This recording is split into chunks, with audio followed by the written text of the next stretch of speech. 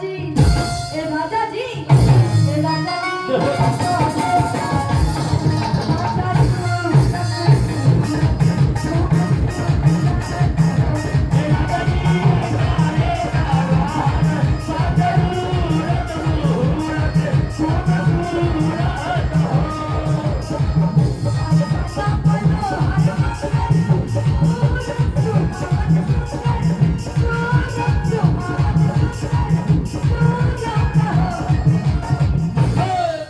भैया आप ही की पत्नी है, थोड़ा हाथ पकड़ लीजिए, इतनी खुशी की बात है।